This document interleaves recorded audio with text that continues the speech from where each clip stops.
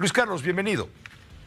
Pepe, muy buenas tardes. Pues creo que la renuncia de Ebrard, que según dicen sus colaboradores había sido pospuesta desde hace varios meses, porque López Obrador no lo dejaba renunciar, finalmente lo hizo de forma tardía, pero creo que está cambiando la dinámica en Morena, porque está forzando a que los otros dos aspirantes, cómodos aspirantes, tengan que renunciar. Y porque eso va a abrir, creo yo, para Marcelo Ebrard una posibilidad de remontar la desventaja que llevan las encuestas. Creo yo que los candidatos ya sin el aura del cargo, pues se van a ver más como son. Hasta ahora en el juego del tapadismo, como ocurría antes con el PRI, pues el cargo, la parafernalia de los asistentes, del presupuesto de comunicación social, de los aliados que te da un cargo de esa dimensión, hace que te veas bien al margen de tus atributos individuales.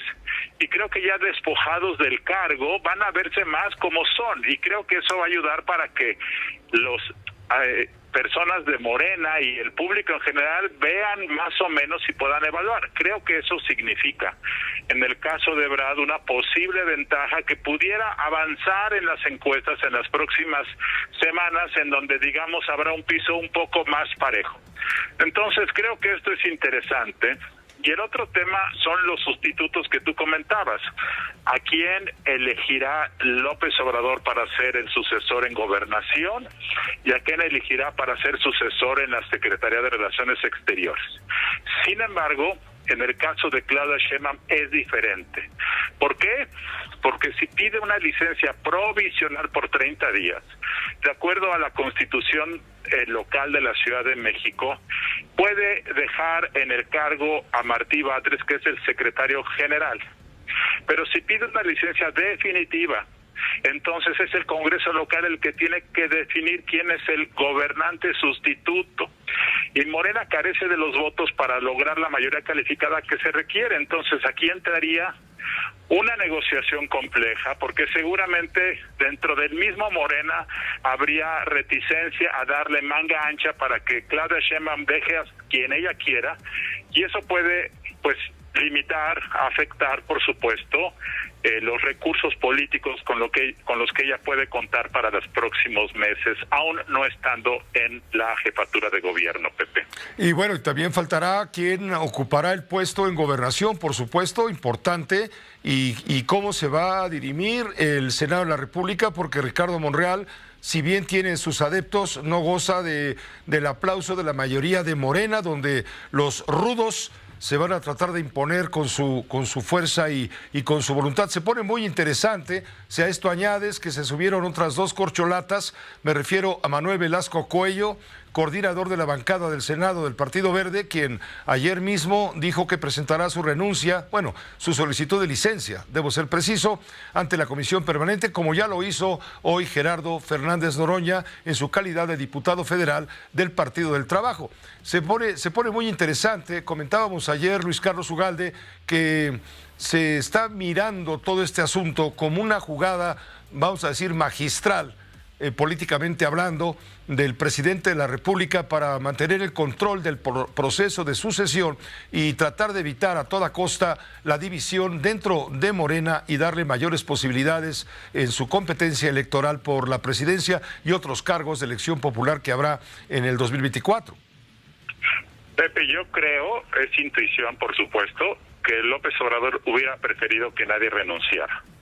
Yo creo que López Obrador hubiera mantenido más el control del proceso con todos en sus cargos. Creo que esta salida forzada por Marcelo Ebrard creo que le saca un poco de control, porque, por ejemplo, ¿qué pasa si en la jefatura de gobierno de la Ciudad de México no queda quien Claudia quiere?